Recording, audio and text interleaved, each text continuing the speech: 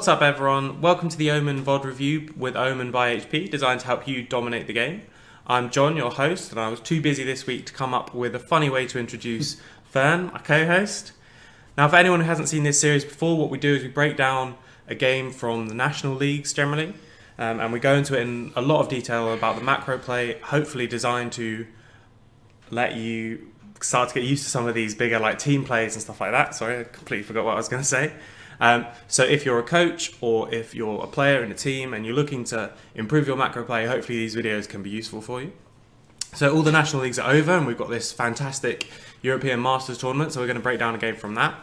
We are actually doing an XL game, which I said we wouldn't do after the first week, but it's got some really interesting stuff in it and it's got some really interesting team comps in terms of both trying to do something very different.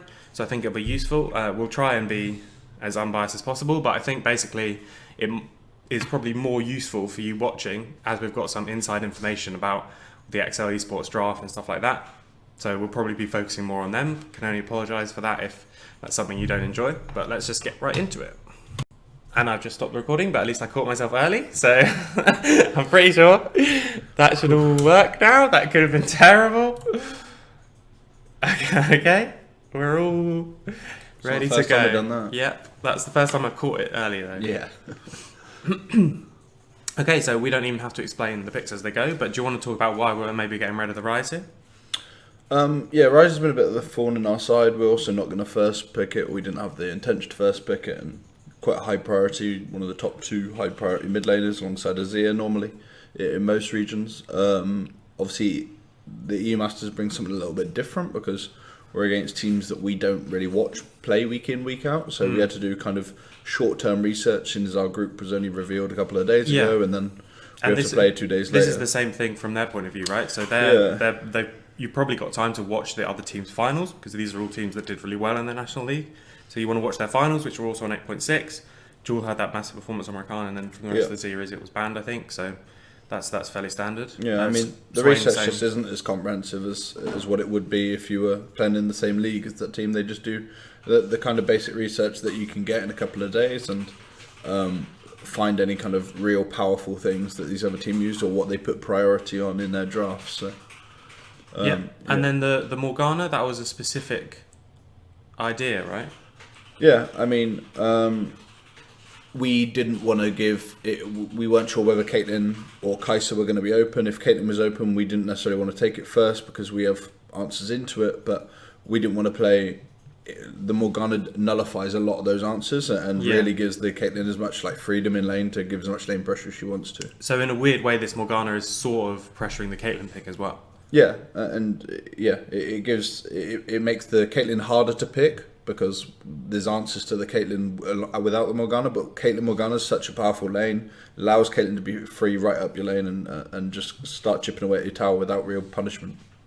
And this is something which is quite strange, right? So we've seen Kai'Sa banned so often that we almost didn't have a thing of what to do when we were going to pick Kai'Sa, right? But we have this like a few ideas that we've seen as a sort of amalgamation from we've seen it get through in LCK finals a few times, we've seen it get through in LPL a couple of times, and we've sort of had an idea of like this is probably the best way to play Kai'Sa, but we don't really know because we haven't played it enough to know. Yeah, I mean, I don't know whether ESG just don't think that Kai'Sa's that good or whether they just thought that we hadn't played it or didn't put any priority on it.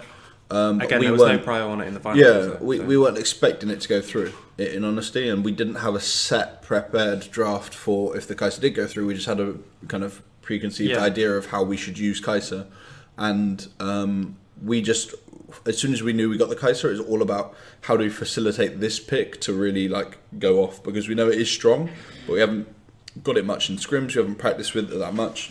How can we really use it to its best effect? Okay, and then from Euronics side, we've got the Varus Braum. Braum Alice are the sort of top tier supports, so we don't need to talk about that too much. And then Varus is one where I don't know why, but up until this point in the group stages, no one was really playing it in EU Masters, despite the fact that it was like the second highest priority AD carry in all pro play that's been on 8.6. I think teams have been a bit slow to adapt with the Varus. I mean, especially with Rageblade on 8.6 costing 3,000 gold instead of like IE users, it's 3.4k before they get it. That's the big reason, right? Is that even though Rageblade is supposedly for when got a couple of items, Because it's so cheap, you just get it so early, and that's like Yeah, I mean, Rage Blade's not meant to be your first. Like, the way the item is designed now, it's not a good first item, but because it's so cheap, your spike is so high so early, allows you to do just that. But I mean, I think the reason why people went off Varus was because Rage Blade went as a kind of third, fourth item now that you want to multiply your stats, and there was no real good first item. It would be like Blade of the Ruined King or Wit's End Rush or something like that, which isn't great. But people realising how cheap the Rage Blade is has kind of brought him back now a little bit. And this third pick Ornn, and we'll talk about the bans as well, but this third pick Ornn is one of the reasons why I like this tournament so much. Is that's like a big thing in Germany and ESG especially, like prioritise this Ornn really, really highly. Yeah. But that's really something that you won't see often in the UK. So I know basically all the top tier top laners in the UK, they can play basically any of the tanks to the same sort of level, and the Scion and the Cho'Gath and the Ornn, maybe Ornn slightly higher prior, but you wouldn't ever not pick a jungler in that situation. I mean, I've seen a lot of Ornn with the Trundle. In this instance, they don't get the Trundle, so there's a little bit difference on that. But I mean, yeah, they seem to prioritise the Ornn very, very highly, which is something that we don't actually necessarily But the great thing about that is what I was going to say is that when you have these two different regions, you get a slightly more aggressive draft, so you don't just match. Whereas in the UK, I think 9 times out of 10, that's a jungler, and then you just can sort of match bans, whereas this time you get 2 jungle bans, they get 2 top bans, and you start to see maybe some slightly more interesting picks and slightly more... Yeah, we just tried to nullify the 2 picks that would kind of cause most threat to Kai'Sa, and we thought at the time that would be Skarner and Kha'Zix. Kha'Zix's been a bit of an assassin, maybe Karma goes to clear sidewave and Kha'Zix's able to get onto the Kai'Sa, and equally the Skarner with the amount of CC he brings and the lockdown on a single target. When you've got a single target threat comp, could cause some problems. So we just got rid of those and tried to free up the Trundle to have a good matchup in either way. And this is why I wanted to talk about this game, right? So this is the last pick being locked in, but you have these 2 very opposing ideas of what you want to do. So XL obviously have a really, really strong protect the AD carry comp, whereas one of the strengths of Varus, although he can snowball really fast in pro play, is that you just get through lane even, and then because you're on that Rage Blade and they're maybe on like BF Zeal or something like that, you just put so much more damage in the mid game team fights. So what are sort of both of these teams looking to do to facilitate their win conditions? And Euronics is all about their just strong team fight. They've got double frontline comp with huge engage from Sejuani Ornn. Very long range, well mid range nowadays, as there used to be a long range control mage, but more mid range now. Control mage, that highest contested mid laner on this patch, quite possibly. Just strong overall team fight, really. The Sejuani Braum's super good at creating CC chains on your front line. And then again, the XL comp is much more about peel for the Kai'Sa, let Kai'Sa free hit the front line. You want CC tanks. It's really important to have like CC frontline with Kai'Sa, because she applies pass whenever one of your tanks CCs their backline. You're getting the passive stacks on their backline too, and you're just hitting those just stacking all those stacks with the Hurricane, doing a huge amount of AoE damage. But it's really important that you do get those stacks down, and if you're only getting that on the front line, then you get an Azir and a Varus completely free hitting. So you have to be a bit careful with that.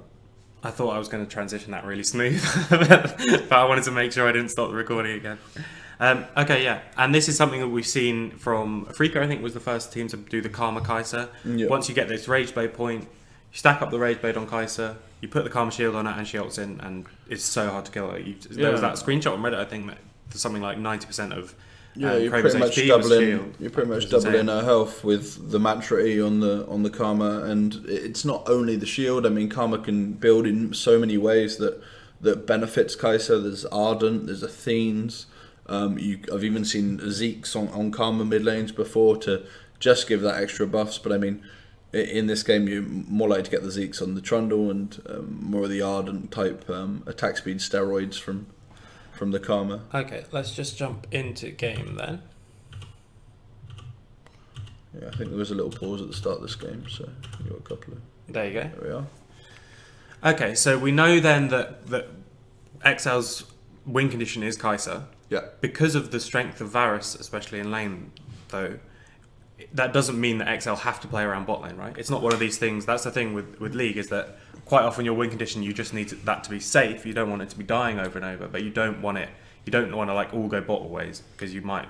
Yeah, I mean, from an Excel point of view, they need to get into the point where Kai'Sa has items. Whatever way you choose to facilitate that is up to you. I mean, often with Shen comps, you'll try and free up the Shen so that Shen has freedom to ult at 6 without actually losing anything on his bot side, and that way you can look for the aggressive Shen ults, which is the best way to use most globals. I mean, at a lower level, perhaps you just use the Shen ult to try and defend someone who's nearly dying, but at a higher level, you look for the proactive moves with that ability, knowing that the other team can't match, and try and force your objectives that you're playing around off of that. So actually freeing up this Shen a little bit to be aggressive on the Ornn, to be able to push the Ornn if once he gets his Tiamat.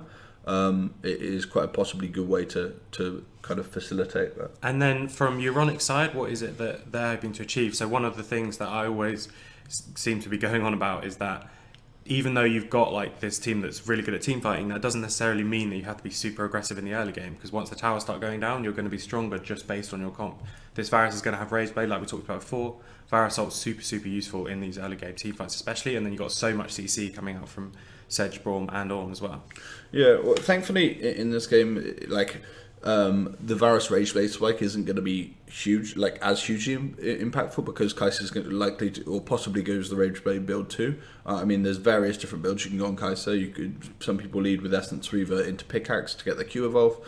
Some people lead with the Rage Blade into Triple Dagger, which then turns into Hurricane to get the E evolve. So, but if the Rage Blade build does come out from Benza here, then the spike isn't so impactful, and you actually meet at the same time in spike. So I think that's a really that would be a really clever adaptation, rather than giving Varus a big kind of power curve increase over you. And the thing with those two builds, right, is the one where you get the Q evolve is about picking off isolated targets. That Q does so much damage, especially if you're by yourself. And the one with the E evolve, especially with that Hurricane coming through, allowing you to get more and more E. So for anyone who didn't know, the Hurricane side bolts also affect the reducing E cooldown. Yeah. So if you get into these fights, especially if you have that big Karma shield, you're going to be like stealthing every sort of 5 seconds or so. Yeah, with the huge crazy attack speed steroid. And that's much better for team fights, right? It's just team fight or picks, basically. Yeah, absolutely. Tax's pathing was much more aggressive here than Frenix. Frenix actually just cleared from his own red side to his blue side, and then moved into his bot. Moves into Tax's bot side here, and it actually doesn't achieve much. Whereas Tax has already taken away Frenix Krugs, and then come down and clear it, finishing out his own top side, which allows Shen. You can see the vision and control on the top side already. There's 2 wards in Frederick's own red side jungle, knowing that when he recalls pass back into that side, you're going to see him. And this just gives the whole map as much information as they need. Yeah. I mean, And Alistair can now combo if he wants to. Shen can hard shove the lane. And this is what we talked about last time in terms of playing around the prio lane, is that like Shen currently is the priority lane, and so he pushes up, Taxa invades, and you get this deep vision and you get this control, and it's much safer, especially with the Trundle and Sejuani matchup, because Shen's going to get there first and Trundle's already better in those one-on-ones. For sure. I mean, some people think that you need vision around your own lane to be able to like dictate the way you play it, but in actual fact, just controlling one area gives all the freedom you need. I mean, now you can immediately see Jules start to zone off the wave because Sejuani was seen on the ward on top side. Karma's should be playing to the bottom side of her lane. Shen's now much more passive than we saw him in the first 3 minutes of the game, so it kind of gives all the information you need. It's like playing with map packs almost. And if you can't see them, you know they're on the bot side, so you've still got that use out of if you control the top side. Oh, yeah, just a not great trade. I mean, Braum's very, very good at denying any kind of all-in trades. Just with the unbreakable there, so denies a lot of Kai'Sa's damage. So I'll just finish this point. If you have vision all over top side and you can't see the Sejuani, then you know she's in the bot side. Yeah, and then you can kind of play to that assumption. As long as you cover one area properly, you're sort of covering 2 areas at the same time. You're literally giving yourself freedom in the map. If she's not top side, then there's only a certain amount of places she can be on the map, right? And you don't need to know whether she's in the bush at your lane or not, but you need to be respectful of where she can be based on where you know she isn't.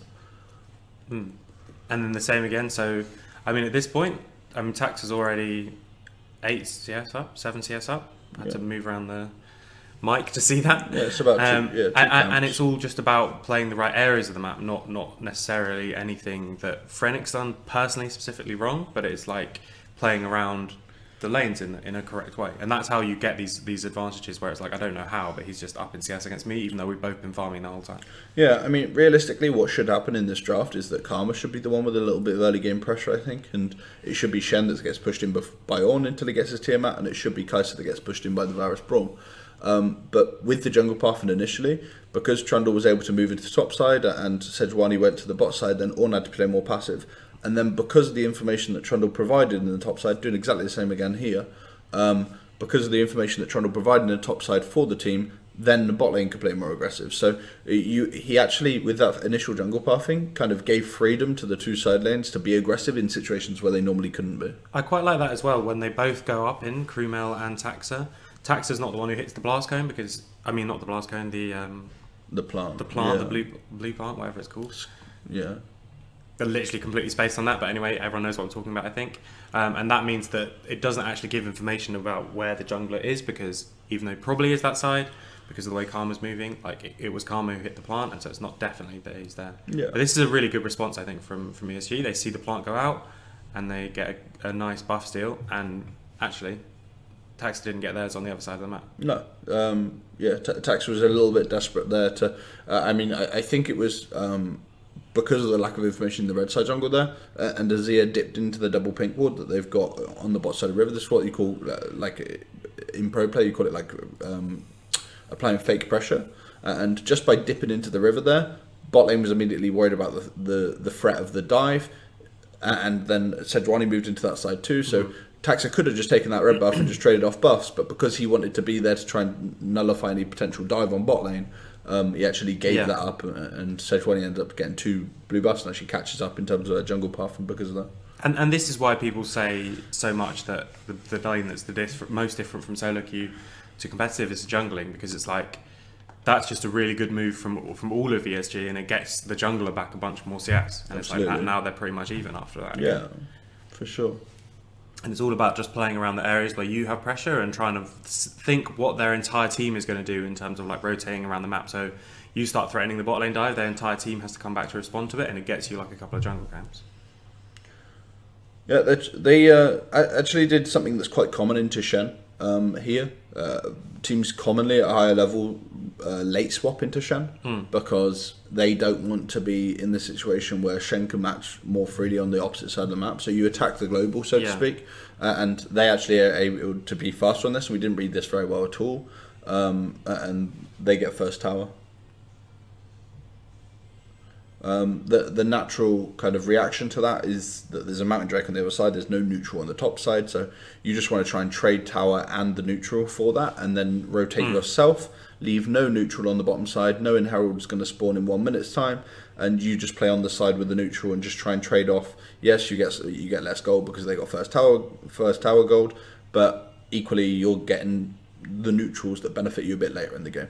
So that is what happens anyway, despite the fact that XL were really slow on that play, or ESG were really quick on it. Yeah. What is it that they should have done? Did they just recall quicker and did they get here in time? Or does Azir maybe rotate to the bot lane? Or does Tolkien teleport maybe, considering they're only just pushing it as 2? How do they save this tower? Because it seems like they were quicker on the play, but you still ended up in a situation where they're trading that extra 400 gold or 300 gold from first break for a Mountain Drake, which is sort of even, right? The only real issue there is the Mountain Drake. I mean, trading towers is perfectly fine versus the Shen. What they could have potentially done is have more control of the topside jungle early game, and when Taxa did take those Krugs twice, could have even taken that Mountain Drake themselves while Taxa's on the top side of the map. But realistically, that's some of the beauty of Shen. You don't want to make even numbers plays on the bottom side of the map because of Shen's ability to react, especially if one doesn't have teleport. And this has ended up in a fairly nice situation for XL again, right? Because Varus has got the Rage Blade, Kai'Sa doesn't quite have the Rage Blade because she's behind, but they're not going to be in the same lane again because we're just swapping around. And it's that thing you talked about a few episodes ago in terms of whether you match or whether you mirror. And if you don't want to be in that fight, you want to mirror rather than just sit in the lane and gradually get pushed around. Yeah, something's about to happen, so we might... Yeah, so here we go. This is the aggressive Shen ult, right, that we were speaking about. We don't want to use that as a defensive move. You want to use it when they contest, and then... I mean, this is a mistake by the ESG, what happens really. to Zazi's... Oh, just making sure that I was on it. Zazi's E there. It's like it gets stopped by the pillar, even though pillar's down first. The pillar's down first. He gets comboed. Does he get stun mid air? Oh no, he hits Alistair. He hits Alistair. Yeah. So it's just good movement from Jill to make sure he's in the way, so he can't get out of the way. Okay. So here, this is the mistake by ESG. They've kind of been saying we're just going to trade the other side of the map with you all the time, and now they're trying to contest the Herald based on the fact that they don't have an AD carry there, and their AD carry is playing bottom side of the map. I mean, Venza didn't even need to come down in that play, but he's much closer to be able to react if they need to. So that's again something that you get with kind of playing against a lot of Shen. It is the speed of reaction in terms of something like that. You had immediate CC to your teleport, pretty much. What has come beneficial, like significantly beneficial to ESG out of this, is that I believe they gave Varus first blood like solo gold on the top side of the map, and he's just been free farming in the bottom side. So he's enough CS. He's 14 CS up right now, and then equally he got first brick gold, so he got like an extra 600 gold. So that's where you're seeing the race blade boots. Because they did go back to finish off that Rift Herald. XL haven't managed to actually break that top lane tower. It's quite low. Yeah, we're pretty slow on that one. I mean, that was just the fact that Varus had complete free time, whereas Venza was thinking about moving. We were slower on the play initially, so that tower is like the next objective for XL, but we did get both the neutrals, right? We got the Mountain Drake on the bottom side and then the Rift Herald on the top. So. And we have to talk about Crewmail's build in this case. Now, this is something we've stolen straight from Kuro, I think. Yeah, absolutely. But yeah, do you want to maybe talk about why we're doing it, why it works, all that sort of thing? Yeah, so normally this is best against very roam-heavy mid laners, something like Italia, something like Rise. These type of champions that want to spend all their time in the side lane and just hard shove you and then be in the side lane. And it's all about just getting as much maximum prio in the mid lane. I mean, yes, in solo queue you may be able to get as much damage out of the Karma as possible. This isn't going to do that, but this is going to give Karma more free time and Azir less free time than in a situation where he built anything else, Ardent, or Athenes, whatever. So we're just trying to keep the Azir pinned in under his tower, and then play off the fact that Karma's going to be able to move to the side lanes, or move to help skirmishes more often, or move to get prio like they are in the top side jungle right now. So here we go, right here. Yeah, and then you also get this combo of like you've got going to have probably 2 banners late game and the Rift Herald at this point. Yeah, to help you push in these towers. In the later stages of the game, I mean, once Nash goes down, if it's XL that secure the Nash, it should be pretty tough for ESG to be able to clear those banners. Outside of using dematerializers or smites, they've got 3 dematerializers on the Ornn, but that's not going to last forever. So we'll see about that. And he's going to be in the side lane with Shen a lot of the time anyway. So it could be quite tough for Varus, who does a lot of magic damage with the Blight. Azir, who does all magic damage. It's going to be tough for them to clear those long range banner minions if we actually able to secure that Nash a little bit later on in the game. And now we see a 30 CS lead for the Varus in this case. This is just because they're prioritising where the farm goes, right? Yeah, I mean, it's not that he's getting more CS than Venza is. It's not that he's missing CS or anything like that. No, I mean, he was a little bit up from laning phase, but then because they initiated the swaps and they were always first, I think Varus has just had more time on his own where he's been able to soak up that CS, whereas Venza's been moving around for more kind of macro plays. He was mid then with the siege and probably wasn't getting anywhere near as much CS as Varus. He spent less time top and got forced out of top when he was trying to take top tower, whereas Varus was just hitting it for free and taking waves. So it all mounts up there, which in the long run is less of a problem. But right now, actually, Varus is significantly stronger than the Kai'Sa in terms of outright damage output. So you have to be a little bit careful on that front. However, Kai'Sa's going to have a huge amount of steroids on her in the later stages of the game for allow her to DPS for longer. So, and this is just one of those things that teams basically either they just do it by luck and whatever happens, or they prioritise a certain person to be getting most of the CS at this point in the game, and it can have a huge impact on the way the game goes. I remember back in the day, like in season 5, when Marn was this like massive top laner, one of the things that made him so good on SKT was that he had like the highest gold share out of anyone, top laners, mid laners, and AD carries, after the towers went down. So there's this really interesting stat which we don't have any access to, unfortunately, for these games, but you have access to in pro games, where once the outer towers go down, who gets the most CS, and that's basically just the team choosing something, right? Yeah, I mean, normally what will happen is in most comps you're playing off a lane, but as you can see here, whoever gets, you choose who you want to go collect this side lane wave, right? And right now it's Kai'Sa. Kai'Sa's going to go push this wave because we want to funnel the farm onto her, and then she'll collect mid. Whereas in other comps, sometimes you'll get a Rise, for instance, move off to the side lane and collect it herself, and actually be that side lane threat. We do give up the mountain for this. We're a little bit slow on this rotation. What I normally encourage with my teams is that if we're not in a position to contest, like we were speaking about before, Kai'Sa's actually probably not actually weaker than Varus right now, is actually just to trade, like, organise what you're going to trade off for it. Don't ever just sit there and watch them take the mountain knowing you're not going to contest, because you're really getting nothing out of that. It's that mirror or match thing. Yeah, so we didn't really care about this mountain. We already had one anyway. Let's go secure that top tower. Yeah, you get like 2 waves of farm and the top tower, and then we start getting these trades happening. Yeah, the issue that we actually come about, and why this is occurring here, is actually because we were way too late on that. We should have already been, like, 20 seconds before the Drake even spawned, we should already be setting up for that top lane play. And then as they finish the Drake, the tower should also be going down, and we can reset and fend off anything like this. But because we were too late, we were able to actually not do that. But so we just carried on the push on the top side, and actually just got the top out ourselves. So it's still a tower for Drake, right? Because ESG, although they reacted to the fact that you were staying top really well and went and got that other inner tower, it's basically just it was two towers for a Drake and a tower, and basically. Yeah. So and then you've still got this pressure in mid lane. Yeah, and because we used the Herald here earlier, the tower's 10 HP, so this will slowly go down, and that's where that is. Okay, so still fairly good plays from XL. It's quite easy to look at this and say, oh, ESG have a teamfight comp and they're behind at like this 15 to 20 minute mark, therefore they're not doing well. But it's really because so far we've just been matching, and we're still in this position where if they manage to get a teamfight, they should be like really, really strong in it. So what is it that they should be doing in this situation where it's like there's no neutral objectives? How can they force a team fight, or can they not, and they just have to wait for the next neutral objective? They need to manipulate the side waves with the Varus here, and then moving into the mid lane and trying to find outnumbers advantages where they can find good engages around mid lane to secure the mid tier 1. Once they get the mid tier 1, then they can start pushing their vision up further to control either the next Drake or the Baron, whichever side of the map they want to play on. But this mid tier 1 staying up can be a real problem for ESG, because it prevents them getting much information on XL's side of the map, and really just starves them out of trying to find these engages. So it's really, really important that right now, Ornn and whoever's in the side lane, in this instance looks like they're putting Azir in the side lane, have some free time to try and find this mid lane kind of play. They've got really good control around the mid lane.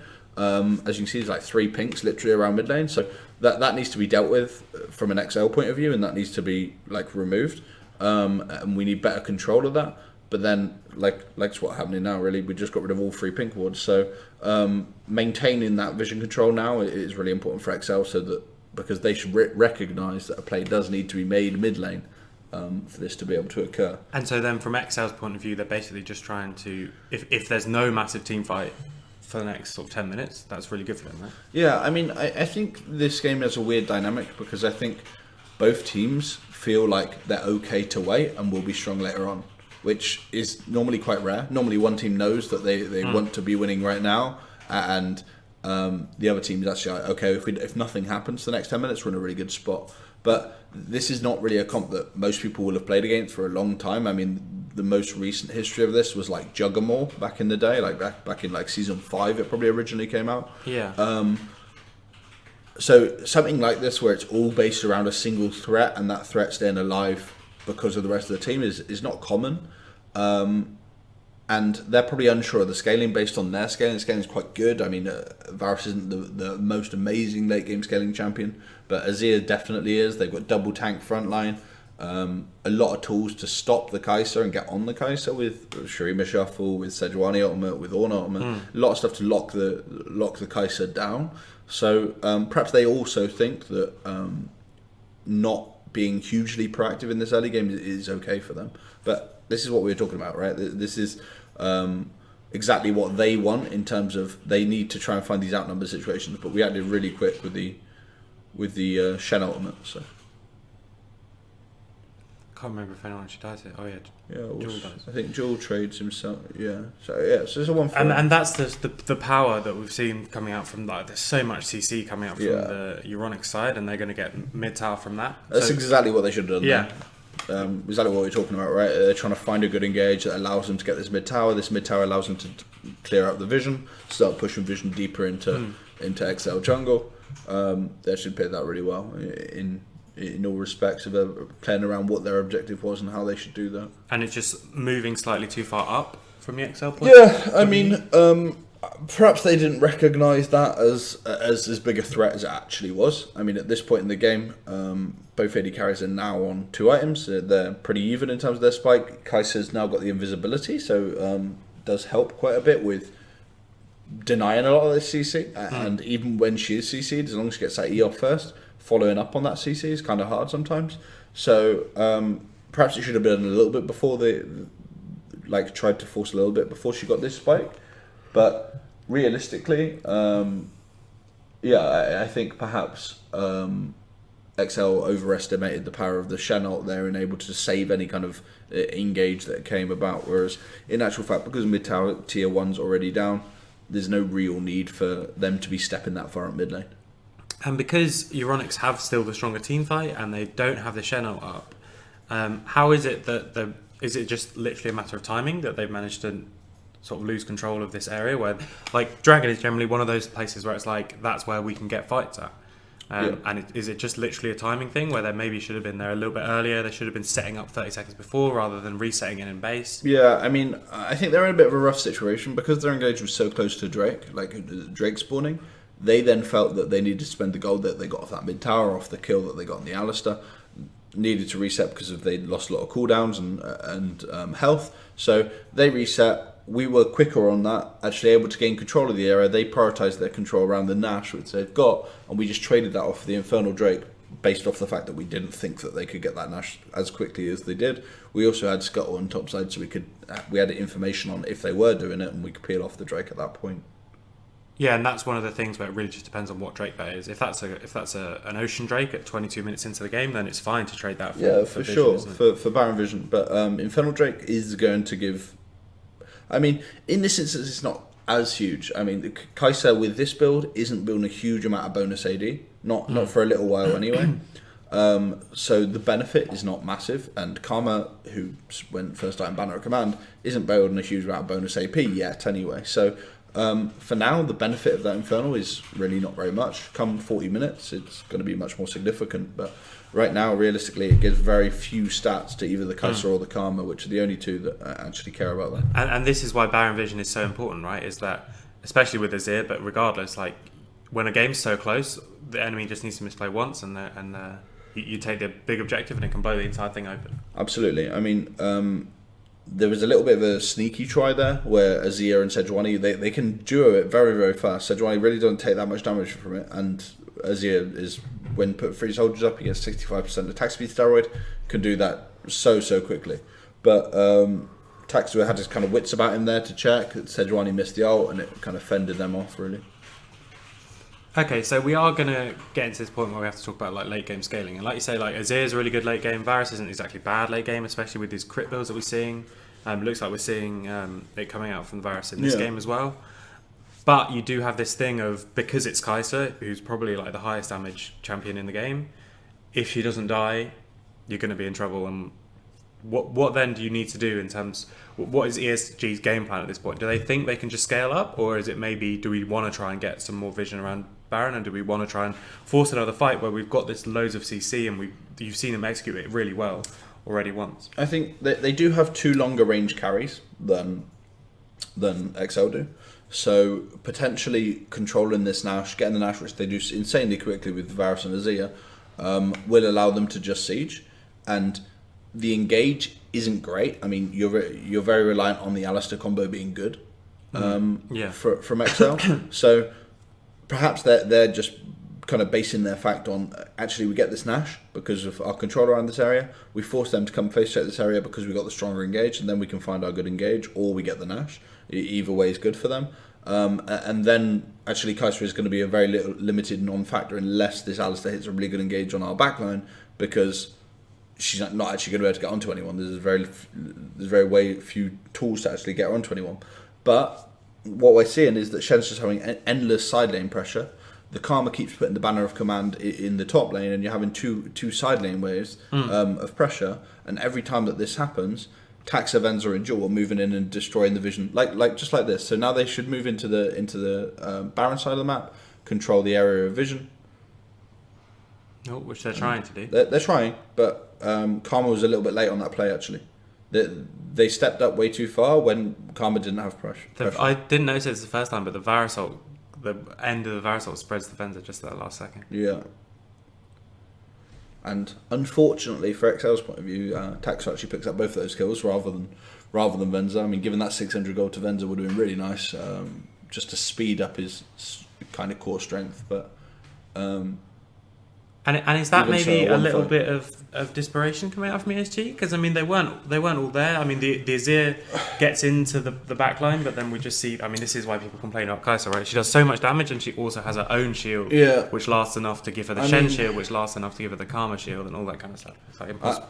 I mean, what they did there was fine. What XL did there was actually the worst move. Karma was dealing with side lane wave when they went to contest vision in the river, not having enough information on Sejuani or Azir. They should have known Azir was moving, and at that point, yes, they push mid back, but until Karma de-pushes the wave away from her, she can't move with you. And Karma's much later on this play than Azir is, and actually this is fine. Like, this is actually a good play. This is technically a 4v3 for 90% of this fight, until literally now. It's a 4v3. The Shen ult already comes in and saves Venza. The Shen ult does a lot of work to save Venza, which is again the beauty of Shen being able to just react. He got cancelled in terms of actually being there, but the Shen ult was enough to stop the one shot from the Azir. As long as Kai'Sa stays alive in this comp, you always got a really good shot in any kind of skirmish or fight that you play for. Sendo also got Tolkien really low on this Ornn, and should get a good chip damage down on this tower. Now, this is one of those things where playing around a Shen at this point of the game is really, really hard, like playing against one. So what is it that you can do? Because what we see happen quite a lot, I mean, he's got one Dematerializer stack left, so every time the Banner of Command is up, he's putting the Banner of Command there, he's got the Tiamat, he's got a lot of wave clear. Basically, Tolkien's going to be under his tower, he can cancel the Shen if Shen's near, but like, what does he try and do? Is this the sort of thing that he's looking for now? Is that basically what you have to do, pretty much? Yeah, I mean, any sort of, not even prior, but any time where where he's not being pressured, he needs to find for these fights. This is one where it's because Shen ult's down. It's literally a TP pace play from the Shen. Shen gets a taunt off, and yeah, I mean, it's really hard if they don't get on the Kai'Sa immediately with their initial engage with the Ornn ult, with the Sejuani ult, they just lose. And that's just Kai'Sa, unfortunately. That's the way that's why you see such high priority on this champion, is that if she is able to DPS and stack up passive stacks, she kills you very, very quickly, because she has a huge percent of missing health, even without actual any kind of armor shred or anything like that. The percentage missing health she does is so high with the attack speed steroid she gets off E that even Baron dies in literally 15 seconds or something. And so we sort of in this situation where it seems like the Euronics draft is strong, and it was, and they definitely played it well in terms of like the earlier parts of the game. Yeah. But we're already at this stage where you're sort of thinking like, what is it actually like? They get a good engage there, but because they don't kill Kai'Sa, it's like that they lose. Is it literally just, if we kill Kai'Sa, we win fights? If we don't kill Kai'Sa, we lose fights? It's pretty much as simple as that, actually. If that initial engage, if the Sejuani ultimate, if the Zia Streamer Shuffle, if the Ornn ultimate locks down this Kai'Sa for long enough, I mean, you've got two ways. One is you either CC for long enough where Kai'Sa actually just is CC'd while you're killing the rest of the members, and then Kai'Sa doesn't have any protection, so you kill the protection. Yeah. Or you are able to one-shot the Kai'Sa during the time where she's CC'd. If that doesn't happen, then the elongated fights always favour Exa.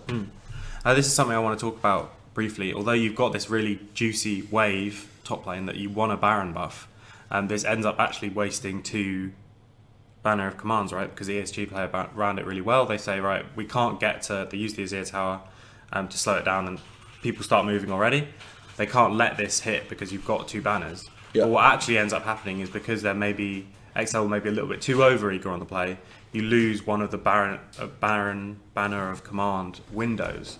And so they don't manage to sort of break the base as easy as maybe they would like on this Baron buff. Yeah, I mean, I don't think we need to use it there yet. It was just overzealous. You need to wait for the team to reset. The team may play for the second mountain first, while as their carries are setting up the waves. So the items are both on cooldown now, and yeah, you don't have either.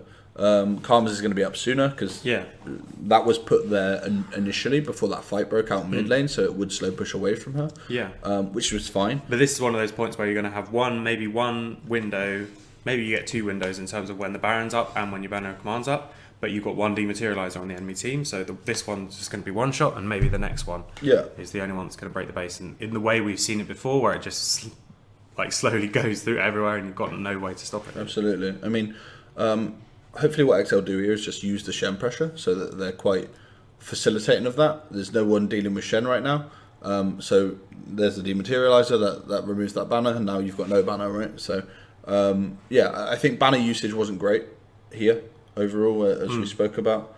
You can't really stop that one being dematerialized when Shen doesn't have pressure on top side. But what could be happening is that Shen could have one himself right now on that wave that he's on, and that would be taking it so much quicker. Because they have to go deal with the Shen, they're wary of they actually give up the tier 2, and Shen's already taken the tower on top side with the banner, with Baron minions. So he's push pressure in that inhib, and it's going to take more than Ornn to just stop him. Ornn really doesn't do anything to Shen at this point. And this is quite a precarious situation actually for XL, right? Because they've got so short range carries, as you mentioned before. They have to play this 4-1 really, really well, because if Krumel or Venza step up to hit this out, they're going to have to be so close. They're definitely going to be in range of the Varus ult combo. Yeah, I mean, overall, without banner, you're not going to siege this tower. The only leeway you're going to get, or only headway you're going to really make, is Shen in that top side. And now he's got the inhib, which is great. There ain't anything else to get. So he's not going to make any more benefit out of this split push kind of scenario, apart from just keep shoving waves into this space. So I quite like this move. We rotate into the mid lane. This is the one which draws them out of their base, and you're able to actually step up more and hit the tower. Again, now you're in a situation where breaking this mid inhib tower and bot inhib tower is quite difficult without good usage of Banner of Command. Both are on cooldown. Karma's is about to come up soon, but realistically Baron is actually almost done as well, so you're nearly at a point where that's over. This one. I don't remember seeing it as it went through. Maybe they don't have a cannon in this wave as well? I think it's used quite well. You run out of the window.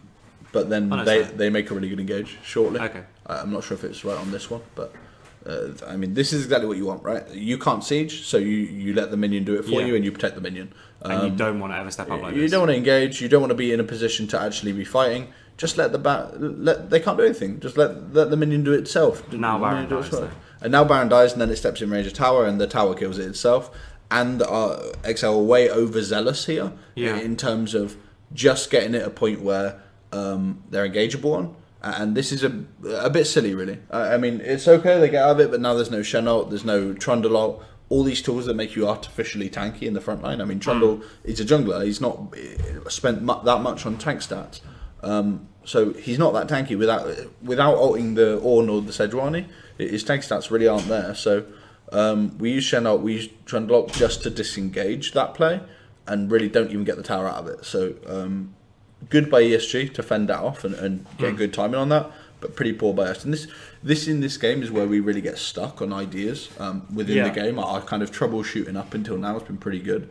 We've gained a 5k gold lead, but an understanding of how to play this comp now goes a little bit out the window, and that may come down to the lack of practice, like we said in Pick Ban, of playing a comp like this, protect the AD carry kind of comp. And ESG have been very quick on the trigger. I mean, some of the engagement may be slightly missed, but like if they just get one where everything lands, they've shown so far, like the second the Baron wears off, people step up, they instantly engage. So it's still definitely not over. And like you say, I mean, 5k gold is okay at this point. I think the sort of go-to rule is 10% is when it's like really worth talking about, of like a big lead, and sort of only just at that point where it's 60k gold, 5k up, something like that.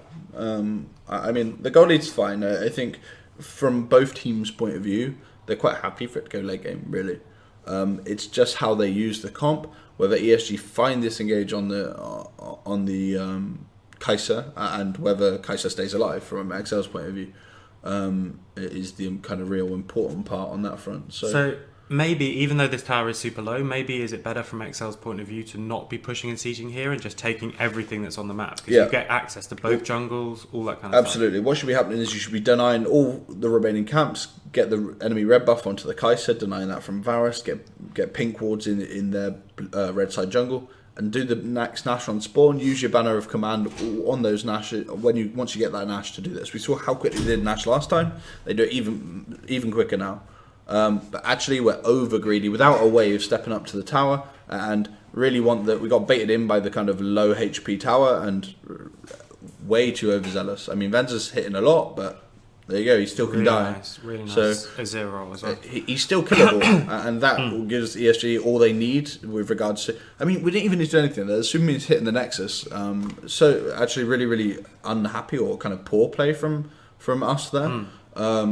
That's one of those weird situations where you actually close the game much quicker if you play it slower. If you don't do anything, you win the game quicker. Yeah, which you may sound really odd, but it's exactly the right way to play it. And So, you shouldn't so take if these you stupid can't risks. siege and you've got this inhib down, if you really can't siege, like we're in XL or in the position, Yeah, the idea is you push up each wave, you go and take all the jungle, you just keep the pressure on and keep shoving things into their base so they're trapped in their base the whole time. Then you wait for Baron to come up, take that. you then you can just siege starve them in their own base pretty much, and then you force them to come out of their base or lose the game by the objectives they're giving up that are outside of their base. And even if you need to just go Baron, Elder Dragon here, and then even walk if it's it just in like, the base. we can't siege for 4 minutes. We just wait. With I everything mean, we you just start. starve everything, and Sejuani it shouldn't be getting anything.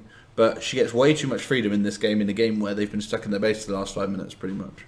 So it's still actually up on CS compared to. And now you give the Nash away, and now you're back in the same problem. You couldn't siege against normal minions. You're not going to siege against Baron minions. So you're going to have to find some kind of pick or fight outside of their base that allows you to win this game. Yes, you've got the Elder Drake, so technically you should be winning fights now. But equally, the fights are not like elongated fights out in an open area. It's fights where you're under the inhib. Yeah. So there's no reason why ESG can't do the same again. They can't do it. They just clear like this. And what can XL do on that front to break that base? Right now, not a lot, because we'd already mucked up really hard around that Baron. Okay, so we've still got this 4-1 coming out. Obviously, you've got the Baron minions going to make the Shen's life really difficult. But is this still the correct move from XL? And obviously, ESG would be asking what their correct move is, but that's sort of dictated by what XL do, right? So they've just got to defend this 4-1, and the Baron cancels out the Elder. Is that all they can play for? I mean, ESG already know that they can kill Venza if they get on top of him with a good engage. So, I mean, that's their aim. Equally, XL don't need to do anything in the 4-man right now. They just need to let Shen take that inhib again, and then use the super minion pressure to allow them to create pressure on this lane. So I mean, that's really what they're waiting for. They're waiting for Shen to try and just whittle down this inhib on the top side. Banner of Command really isn't going to do much because it walks into melee range of tower, so it's quite killable. But yeah, I mean, this is all on Shen. With the good denial of vision in the base, with the pink ward in the base, actually makes it hard for XL to know when someone's going to Shen and when they're not. So good by them, and that's why you see Shen like respecting on the top side of the map. But it's quite good. It's fine for ESG to actually just go, okay, well, they're not using this Elder Drake in a progressive manner to win any kind of fight. We're using Baron to defend our base. When the Elder Drake's gone down, we can look for another engage. And this is one of those things where even if you could argue that XL's comp is probably better in the late game in terms of like just being able to get on the Kai'Sa, the later you go in a game, the longer the death times are. So if you see like another mistake from Venza where he steps too far forward, or another great play from Zazie where he can get behind him, means more if you just say, right, we take this Baron and we last for another 5 minutes without losing anything. Yeah. And so that in itself is an advantage when you're in this situation where it's like we just need one pick, because we need them to make a mistake once, not get enough shields, maybe Shen out someone who's not Venza, that sort of thing. Yeah. I mean, absolutely. I mean, ESG can still find these engages where Venza dies. He's not got 5 GAs. It's there's cooldowns on the abilities they used on him. If they use wrong, or Shen's not in a position where he's going to get cancelled with his ult quite easily by Ornn, actually the engage onto the Kai'Sa is a real possibility. So it's all this has come basically from that over aggressiveness in terms of what Excel have done, because really at this point they should have taken 2 minutes to not push up. We're not going to get this tower for 2 minutes, but what we are going to do is keep the enemy in their base the whole time. We're going to take everything that's on the map, and then we're going to take these 2 big objectives when they come up, and they happen to come up at the same time as well. I mean, you can see that Trundle is actually behind in CS and levels than the Sejuani, which should never happen in the instance that they've been in. It should have been a case of Sejuani's being starved in her own jungle. She literally gets 0 camps and can't take lane CS because it's more important on the Azir, on the Varus.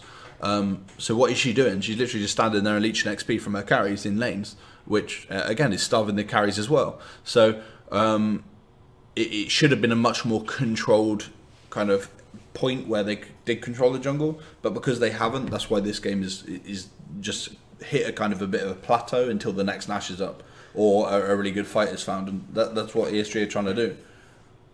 Oof. So again, a very defensive usage of the Shen ult to try and that's great from ESG's point of view, right? They trade Ornn